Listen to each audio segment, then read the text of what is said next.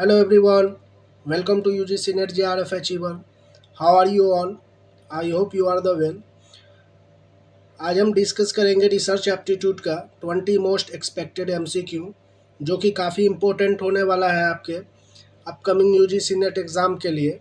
तो ये आप 20 क्वेश्चन अच्छे से लगाएं और एक से दो बार प्रैक्टिस करें तो ये काफ़ी अच्छा हो जाएगा आपका रिसर्च का में और आपका काफ़ी कॉन्फिडेंस भी बिल्टअप होगा। तो ये फर्स्ट क्वेश्चन लगाते हैं। क्वेश्चन फर्स्ट है, arrange the following steps of research in correct sequence. तो ये सीक्वेंस करेक्ट सीक्वेंस में लगाने को बोल रहा है रिसर्च का, ठीक है। तो रिसर्च में जब अपन कोई भी रिसर्च करने जाते हैं तो फर्स्ट स्टेप क्या होता है इसमें, तो इसमें फर्स्ट स्टेप आप लोग पहले ट्राई करें। इसमें फर्स्ट स्टेप होता है identification of problem. Identification of problem तो क्या होगा, data hypothesis of formulation, data collection या डाटा एनालिसिस, ये तो पहले होगा नहीं। कोई भी रिसर्च करेंगे तो सबसे पहले कोई भी प्रॉब्लम फाइंड आउट करेंगे, ठीक है। तो आइडेंटिफिकेशन ऑफ प्रॉब्लम, तो ये दो जो है फर्स्ट में आएगा। तो दो फर्स्ट में क्या है, ए में है और सी में है, तो ऑटोमेटिक जो है डी और बी कट जाएगा, ठीक है। अब आ गया उसके बाद आइडेंटिफिकेशन ऑफ प्रॉब्लम के बाद data analysis and data collection, ठीक है, और हाइपोथेसिस ऑफ फॉर्मुलेशन।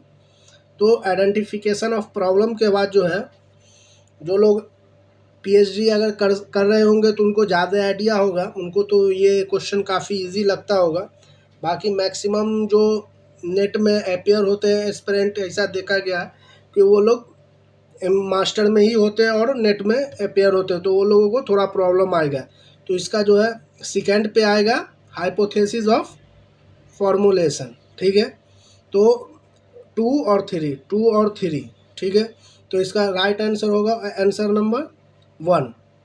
अब आते हैं क्वेश्चन नंबर सेकेंड पे।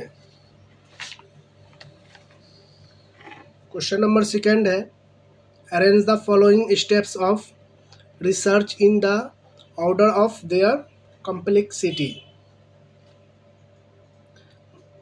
मेनली इसमें क्वेश्चन क्या पूछ रहा है पहले आप उसको समझे। इसमें क्वेश्चन पूछ रहा है कॉम्प्लेक्सिटी के इस पे बेस पे कि कौन सा हार्ड होता है, ठीक है, मतलब कि थोड़ा हाई लेवल का होता है रिसर्च, ठीक है। तो लो लेवल से हाई लेवल तक की बात हो रही है। तो ये डिस्क्रिप्टिव रिसर्च है, एक्सपेरिमेंटल है, एक्सप्लोरेटरी है और कोरिलेशनल है। तो इसमें लो से हाई पे पूछा जा रहा है। तो सबसे इजी रिसर्च कौन सा होता है, एक्सप्लोरेटरी रिसर्च। कोई भी रिसर्च पहले से हुआ होता है उसको थोड़ा मतलब एक्सप्लोर करना होता है, उसी को बोला जाता है एक्सप्लोरेटरी रिसर्च। आप लोग रिसर्च में पढ़े होंगे तो ये टाइप्स ऑफ रिसर्च में तो ये आया होगा। तो ये थर्ड नंबर पे, थर्ड जो है फर्स्ट में आएगा। तो थर्ड फर्स्ट में ए में है और सी में, इसमें भी ए में है और सी में, तो डी और बी।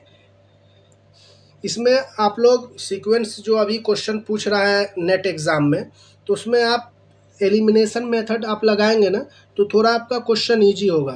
तो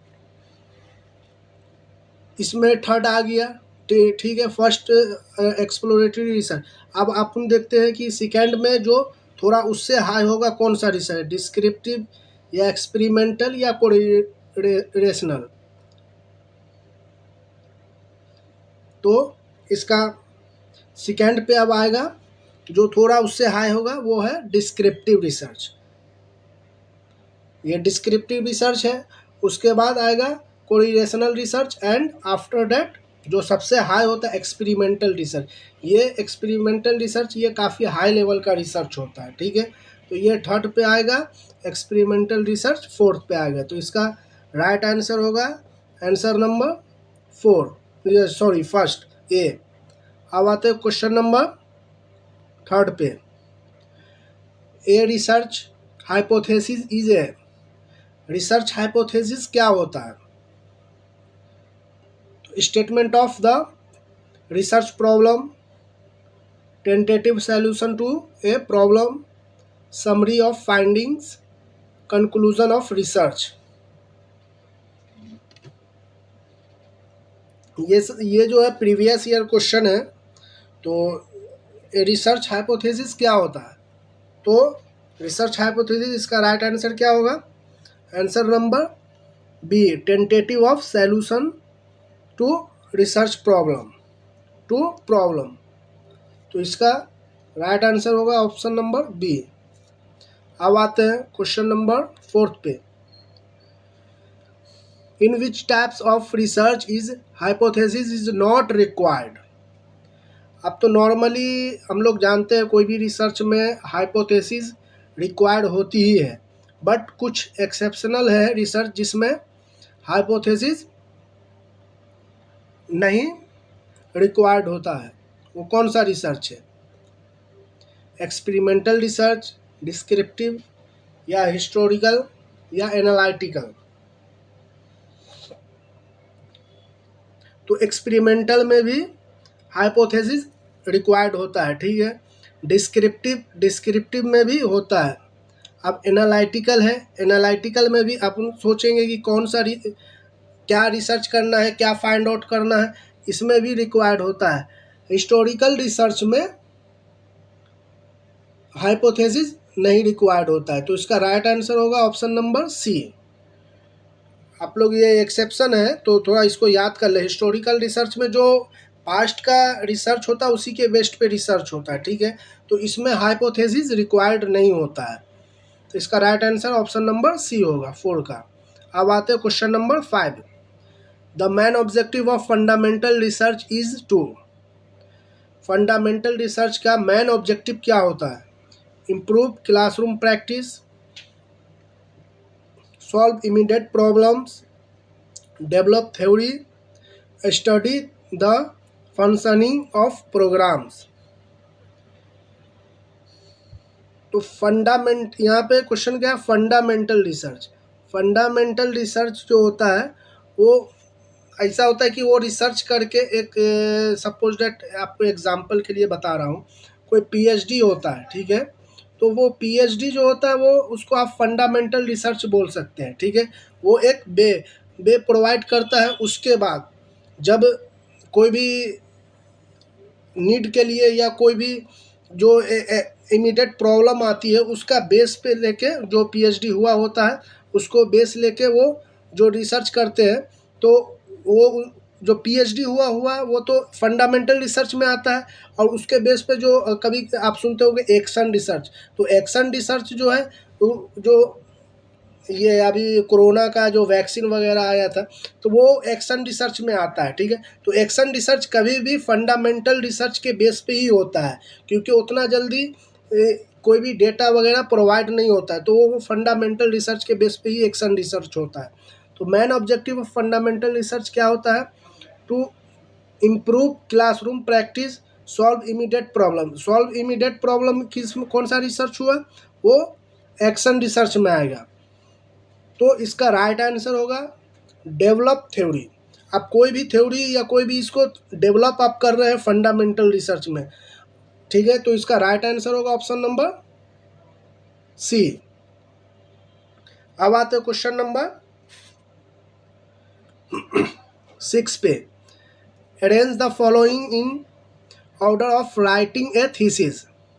अब कोई भी थीसिस जब राइट करते हैं, लिखते हैं, तो उसका ऑर्डर क्या होता है, ठीक है। तो ये क्वेश्चन तो जो लोग पीएचडी जिनका फाइनल होगा या पीएचडी परसुइंग होंगे वो लोगों को तो इजी लगता होगा, बट ऐसा क्वेश्चन आता है अब नेट या और सेट के एग्ज़ाम में, ठीक है। तो इसका आप लोग सीक्वेंस बनाएं। पहले कौन सा आएगा?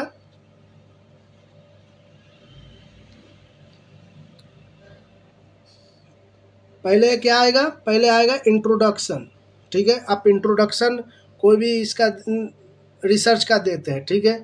उसके बाद आएगा रिव्यू ऑफ लिटरेचर। सेकेंड में, थर्ड में क्या आएगा, hypothesis of problem. After that data interpretation.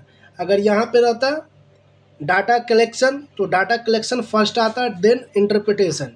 ठीक है, तो इसका राइट आंसर होगा option number first, option number A.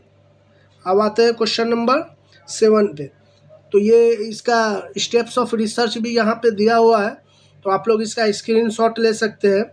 ये identification of problem, review of literature, formulation of hypothesis, इसका आप स्क्रीनशॉट ले सकते हैं। ये काफ़ी इम्पोर्टेंट होगा। इससे एक क्वेश्चन एटलीस्ट बनता ही है, ठीक है, पेपर 1 में स्टेप्स ऑफ रिसर्च से। तो इसका आप स्क्रीनशॉट ले सकते हैं। अब आते हैं क्वेश्चन नंबर 7 पे। Arrange the level of measurement in ascending order of precision.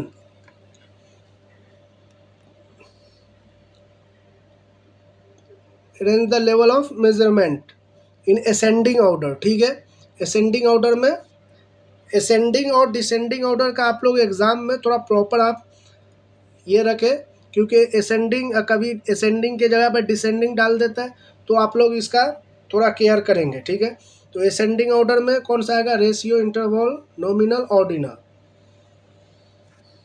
तो इसको आप लोग असेंडिंग ऑर्डर में लगाएं। तो सबसे फर्स्ट पे क्या आएगा, nominal, nominal, after that ordinal, interval, third पे इंटरवल और फोर्थ पे रेशियो। तो इसका राइट आंसर होगा option number first, option number A. अब आते क्वेश्चन नंबर 8 पे।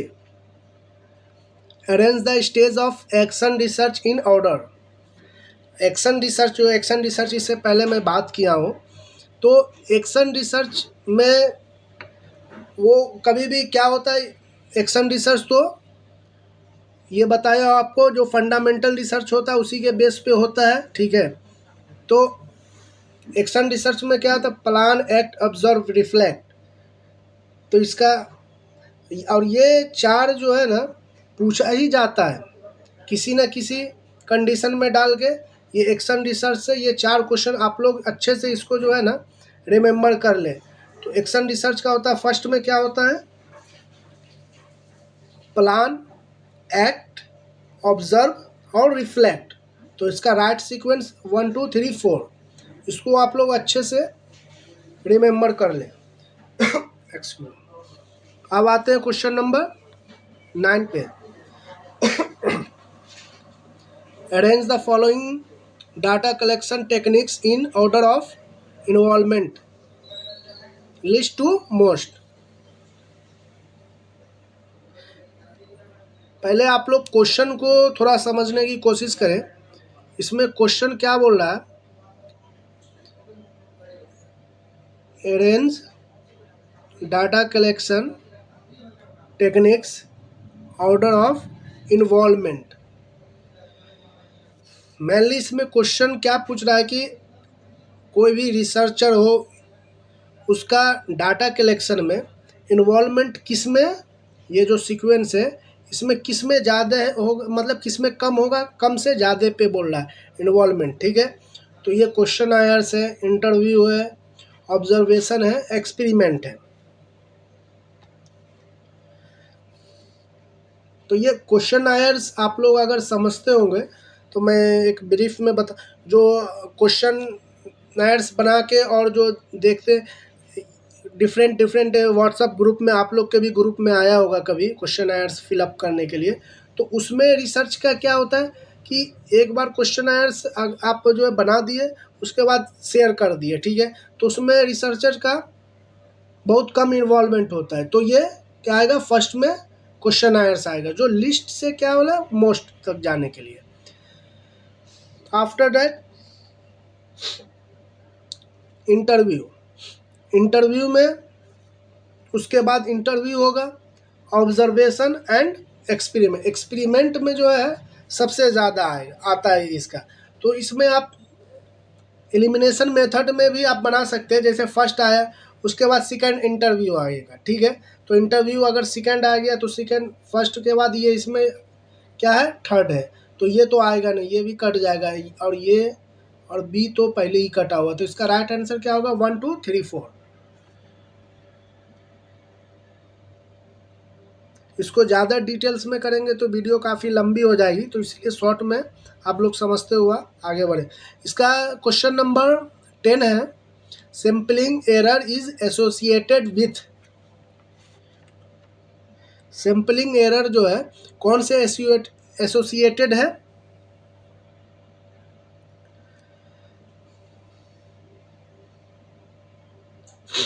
With systematic sampling, senses, probability of sampling, sample survey.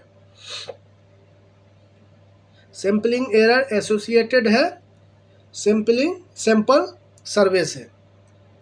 कभी कभी ये डायरेक्ट क्वेश्चन भी जो है पूछ लेता है, तो इसीलिए कुछ कुछ मैं कोशिश किया और ट्राई किया हूँ डायरेक्ट क्वेश्चन भी डालने का। Question number 11, a variable that is manipulated in research is called. पहले आप लोग क्वेश्चन को समझिए। एक वेरिएबल को आप मैनिपुलेट कर सकते हैं रिसर्च में, ठीक है, उसे क्या कहते हैं, dependent variable, extraneous variable, confounding variable, independent variable.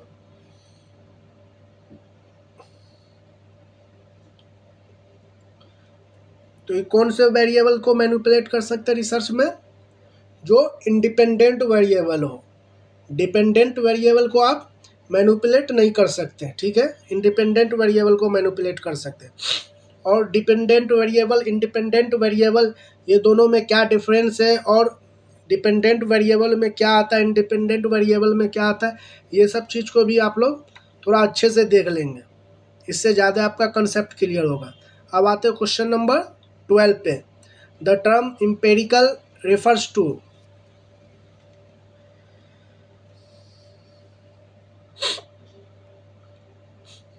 The term empirical refers to theoretical knowledge, data based on observation or experience, philosophical analysis, subjective judgment. The term empirical refer है डाटा बेस्ड ऑन ऑब्जर्वेशन और experience, तो इसका right answer होगा option number B. अब आते question number 13 पे। Which of the following is not a characteristics of good research.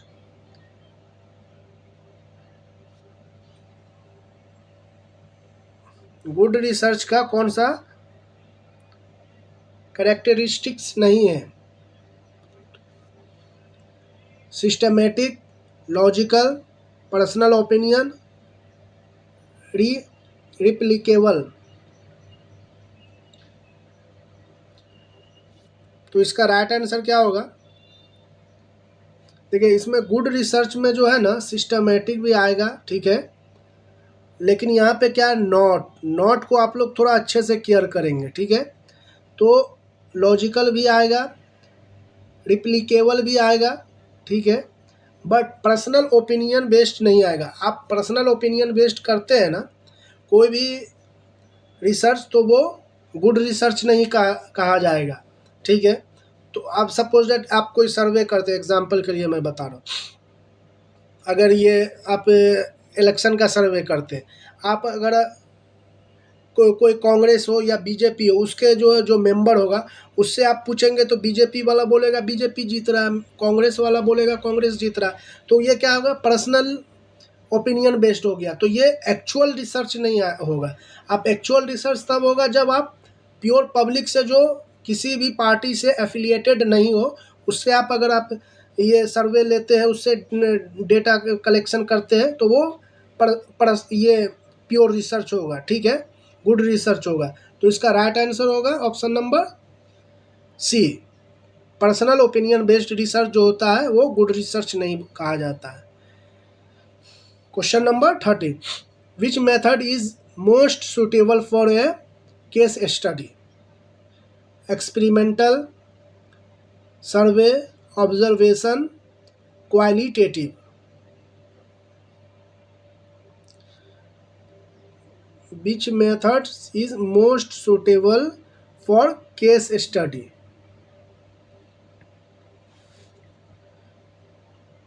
Case study के लिए इसमें आप थोड़ा इसमें ये सर्वे जो है, सर्वे और ऑब्जर्वेशन, सॉरी इसको कट करते हैं, सर्वे और ऑब्जर्वेशन तो होगा नहीं, ठीक है। एक्सपेरिमेंटल और क्वालिटेटिव में आप जो है कंफ्यूज हो सकते हैं, ठीक है।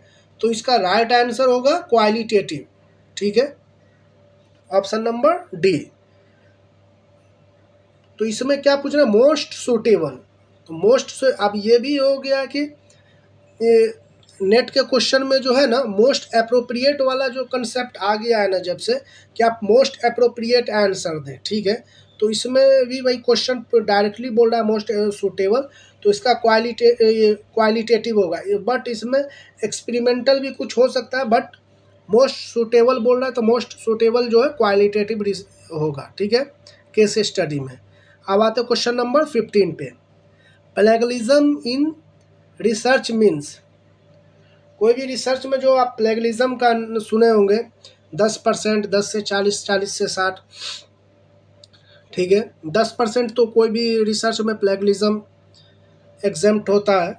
10 से 40 पे क्या पेनल्टी है और 40 से 60 पे क्या पेनल्टी है, आफ्टर द एबव द 60% क्या पेनल्टी है। आप लोग अगर ये हो तो कमेंट में करें, कमेंट बॉक्स में। इसमें plagiarism in research means publishing old data, using other work without credit, avoiding citations, writing lengthy report.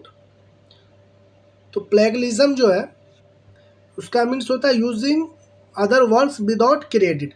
आप किसी का वर्क जो है ना खुद के रिसर्च में डाल रहे हैं और उसको क्रेडिट दिए बिना, जैसे रेफरेंस और बिब्लियोग्राफी में उसका आप नाम नहीं दे के डायरेक्ट आप जो है आप अपने रिसर्च में इंक्लूड कर रहे हैं, तो वही बोल रहा है प्लेगलिज्म मीन्स होता है using other work without credit, ठीक है। तो इसका राइट आंसर होगा option number B.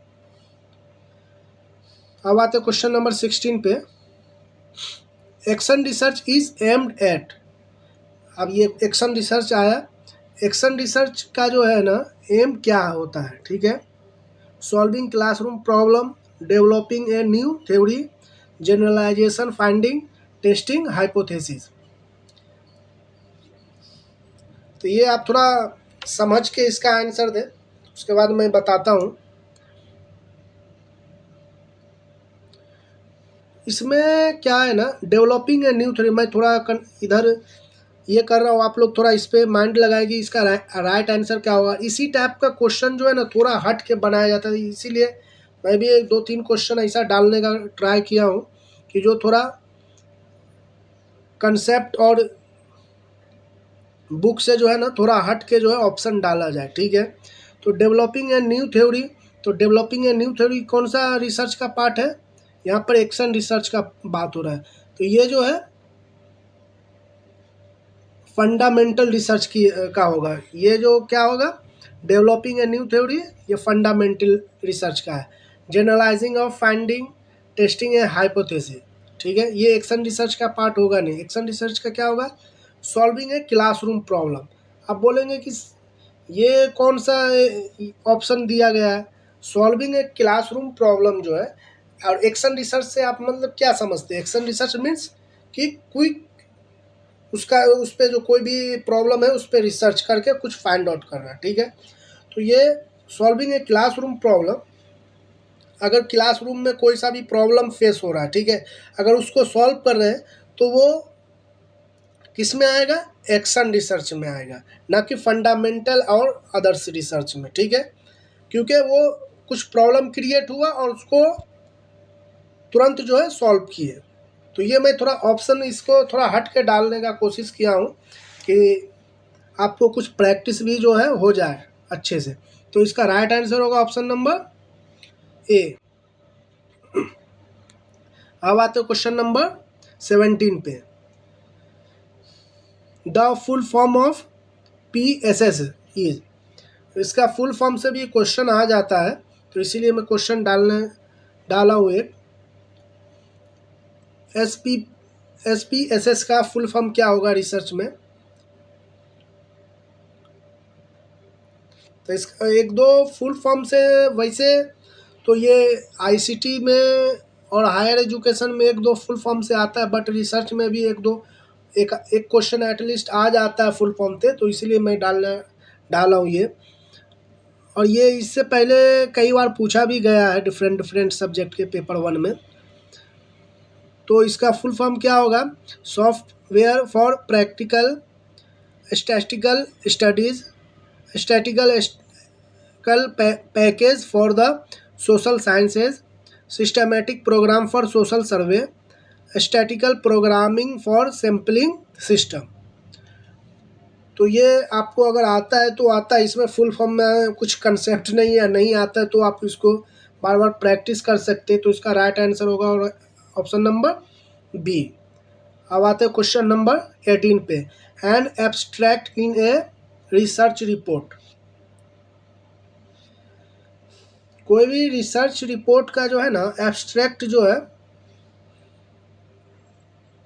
N abstract in a research report क्या होता है, include reference, summarise the entire study, contents raw data, is a theoretical background. तो एब्स्ट्रैक्ट, कोई भी रिसर्च का एब्स्ट्रैक्ट क्या होता है वो पूछ रहा है मेनली। तो इसका आप लोग राइट आंसर दें, इसका आंसर होगा ऑप्शन नंबर बी। आप लोग एक सुने होंगे कोई भी लेटर का जो है अंदर क्या लिखा हुआ है उसका टाइटल से समझ में आ जाता है, तो इसी तरीके से ऐसा है एब्स्ट्रैक्ट जो है, एब्स्ट्रैक्ट से आप पूरे रिसर्च का जो है ना कंक्लूजन पता कर सकते हैं, क्योंकि एब्स्ट्रैक्ट में ऐसा डिज़ाइन किया जाता है वो कम मिनिमम वर्ड में, और पूरे रिसर्च को जो है ना कंक्लूड किया जाता है रिसर्च में ये एब्स्ट्रैक्ट में, ठीक है। तो इसका राइट आंसर होगा ऑप्शन नंबर बी। अब आते हैं क्वेश्चन नंबर 19 पे। Which of the following is a qualitative data collection method, which of the following is a qualitative data collection method, ठीक है। तो इसका सर्वे, क्वेश्चनायर्स है, बी में, सी में इंटरव्यू, डी में एक्सपेरिमेंट। क्वालिटेटिव डाटा कलेक्शन का मेथड कौन सा है, तो ये सर्वे में जो है ना आप क्वांटिटेटिव होता है, ठीक है। क्वेश्चनायर्स भी क्वांटिटेटिव में आएगा, इंटरव्यू जो है ना वो क्वालिटेटिव में आएगा, और एक्सपेरिमेंट भी क्वांटिटेटिव में आएगा। तो क्वांटिटेटिव और क्वालिटेटिव इसमें कौन कौन सा आएगा इसको आप लोग थोड़ा अच्छे से देख लें, ये काफ़ी इम्पोर्टेंट है, और ये रिसर्च में एक क्वेश्चन इससे आता ही है, ठीक है। तो इसको आप लोग अच्छे से क्वालिटेटिव क्वांटिटेटिव में कौन कौन सा इंक्लूड है ये आप लोग अच्छे से देख लें। अब आता क्वेश्चन नंबर 20 में है, arrange the stage of data processing in research. कोई भी जब रिसर्च करते हैं तो वो डाटा जो कलेक्शन करते हैं तो वो डाटा को प्रोसेस किस तरीके से करते हैं। जब वो रॉ फॉर्म में आप डाटा कलेक्ट करते हैं, आप जो डाटा कलेक्ट करके आएंगे तो वो तो रॉ फॉर्म में होगा, तो उसको फर्स्ट ऑफ ऑल क्या करेंगे, फर्स्ट ऑफ ऑल उसको एडिटिंग करेंगे, ठीक है। कोई भी डाटा आएगा उसको एडिटिंग करेंगे कि उसमें क्या प्रॉब्लम है क्या नहीं है, उसको एडिटिंग करके आफ्टर दैट क्या करेंगे, कोडिंग, क्लासिफिकेशन या टेबुलेशन। तो इसको कोडिंग करेंगे, आफ्टर दैट क्लासिफिकेशन करेंगे, ठीक है। उसके बाद टेबुलेशन करेंगे। जो टेबल में जो आप देखते होंगे डिफरेंट डिफरेंट, अगर आप ये शोधगंगा से रिसर्च अगर आप पढ़ते होंगे तो वो देखते होंगे टेबल में जो है ना बहुत से डाटा को ये किया होता है, वो इसी को बोला जाता है टेबुलेशन, ठीक है। तो एडिटिंग, कोडिंग, क्लासिफिकेशन और टेबुलेशन, तो ये चार। तो इसका राइट आंसर होगा ऑप्शन नंबर ए कुछ कुछ चीज़ें को जो है ना आप लोग अच्छे से, जैसे इसका editing, coding, classification and tabulation, action research में जो पढ़ाया था, प्लान, एक्ट, ऑब्जर्व, रिफ्लेक्ट, ठीक है। तो ये दूसरा क्वालिटेटिव और क्वांटिटेटिव में कौन कौन सा रिसर्च इंक्लूड है, ठीक है। तो ये सब चीज़ को आप रिसर्च में इसको हाईलाइट करके पढ़ सकते हैं, क्योंकि इसी सब से कुछ कुछ सेलेक्टेड जो एरिया होता है उधर ही से क्वेश्चन आता है, ठीक है। अगर आपका प्रिपरेशन अच्छे से तो आप अच्छे से पूरे को कवर करें। अगर आपका थोड़ा भी लग रहा है कि कवर नहीं हो पाया सिलेबस, तो आप कुछ कुछ हाईलाइटेड टॉपिक को आप पढ़ सकते हैं, ठीक है। और ये वीडियो अच्छा लगा और 20 क्वेश्चन को अच्छे से आप लोग लगाएं, ठीक है। नहीं एक बार समझ में 2 बार लगाएं, तो इससे काफ़ी अच्छा प्रैक्टिस हो जाएगा। और ये वीडियो अच्छा लगा तो इसको लाइक और सब्सक्राइब करें चैनल को।